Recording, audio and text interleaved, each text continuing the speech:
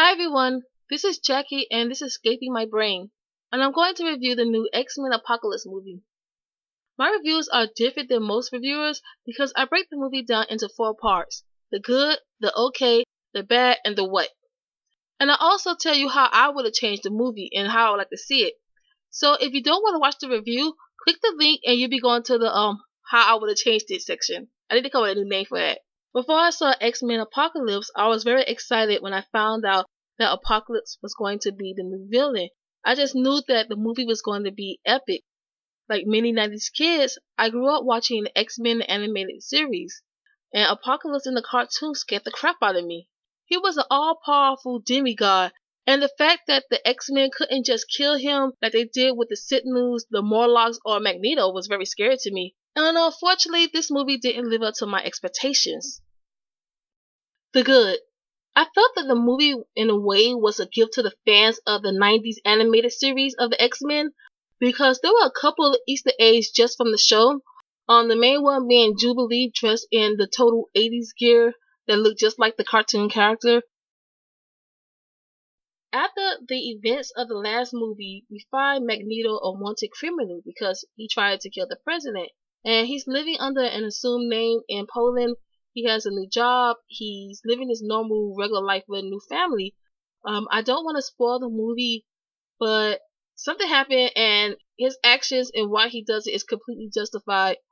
With all the things going on in the movie, Magneto is the only character you care about. And it shouldn't be this way if you're making a movie about a persecuted class. But Magneto, the villain in the movie and the villain in all the movies, is the only character that you care about.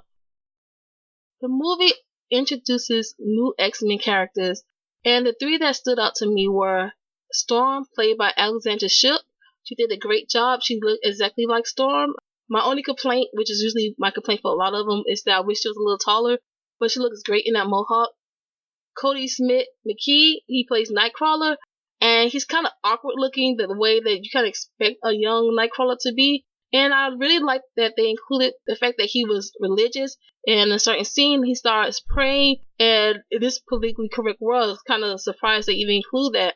And the other one is Sophia Turner playing as Jean Grey. Sophia Turner did a great job in my opinion. She looks like Jean Grey. It was a little weird for me to see her speaking in an American accent, and I was just kind of expecting her to say, "The North never forgets," or "We must go to Winterfell," or something like that, but she did a really great job. The okay.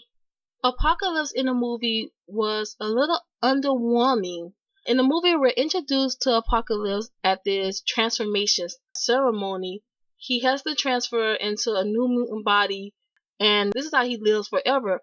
We're not getting information of how many times he's done this, how long does it take. It's like when the body decays, is it every 20 years? It was just like he has to transfer to a body, so it could be every other week for all we know. This is how he lives forever. And I was disappointed that the movie didn't show his rise to power. I wanted to see him younger when he first got his mutant abilities. He has a really great story. I recommend you reading it on like Wikipedia or something to show his power, and like that could have made a great story. It could have went side by side of what was going on in the movie. And in the movie, his powers were kind of inconsistent. I don't remember what his powers were other than immortality in the comic, but his powers in the movie were like teleportation. He can transfer people into sand or move them to sand and cover them up. I guess matter displacement. I'm not sure. He also have telekinesis. I think healing abilities. I think, and I say think because we don't see him use his powers that often. Also, he could give mutants upgrades, which is something I'm not sure he can do. His plan was the generic bad guy. I'm gonna take over the world and make it the world for mutant kind. And this was just so boring.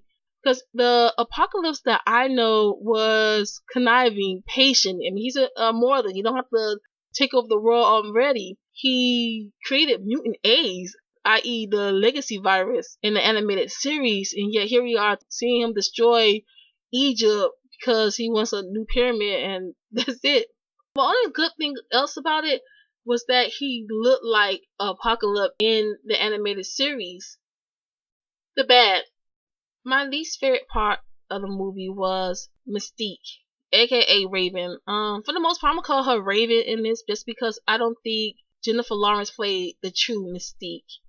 It's not really Jennifer Lawrence's fault. I think it was the studio execs who was like, well, Jennifer Lawrence is a big star at the Hunger Games and she won an Oscar. Let's make sure she's in her regular appearance the whole time and not in the blue makeup. And so we don't see her really use her mutant powers that much. I could think of 2 instances where she used her mutant abilities, and that's it.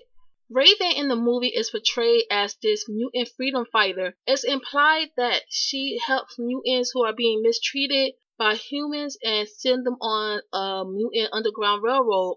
There's one scene, and it's not really a spoiler, but there's one scene where we see Angel and Nightcrawler who have been kidnapped and they're forced to fight each other to the death, presumably, in an electrified cage, and Raven helps both of them escape. Raven is so well known, in fact, that Storm actually has a poster of her in her room, and Storm tells Apocalypse how she wants to be like Raven and how that's her hero. You would think that since Raven is this mutant freedom fighter, she's fighting for the rights of mutants, that she would be the first one to join Apocalypse, but she's not. In the animated series, Mystique was a worker for Apocalypse. She wasn't one of the 4 horsemen of the Apocalypse, but she definitely was on his side to kill the humans. I recently heard that Jennifer Lawrence said she's no longer going to be in the X-Men movie, and I'm really glad because I just think her star power is ruining the role of Mystique, in my opinion. Executive interference who don't want Jennifer Lawrence, Raven, to be the bad guy like she was in the previous movies, and which is her normal nature. Moira MacTaggert is in a movie. I don't think she should have been in the movie. I just think that the writers or the studio execs wanted some kind of love story between Professor X and Moira, and that's why she's in the movie. But her presence doesn't really add anything to the movie. Jubilee is in the movie, but they really don't use her. She's just there, I think, for the 90s fans. They're like, hey kids, remember Jubilee? They don't even show her using her powers, which is so weird. Apparently, a lot of her scenes was cut out, so maybe in a DVD version that we would get it, and maybe we even see her using her powers. But she's another character, unfortunately, who didn't really make the movie, who could have been completely dropped and nothing would have changed in the movie. Could you please stop with the Phoenix Saga stuff? If you saw the movie, you know what I'm talking about. The what? There are scenes in the movie that take place at Xavier's School for Gifted Youngsters. And if you didn't know better, you would just think these kids were just smart and not mutants. We don't see any of the mutants other than the main characters using their powers, which is so weird. In the first movie, we saw like just little things like maybe a girl going through a wall, maybe a guy multiplying and playing basketball or something like that. But you don't see, well, I didn't see any these students using their powers.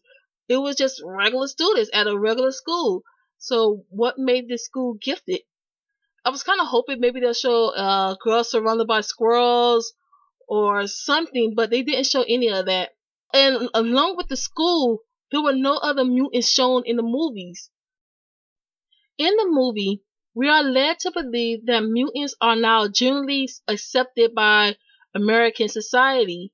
So much so that Nightcrawler can go to the mall in daytime with no reaction for people. I mean, no reaction.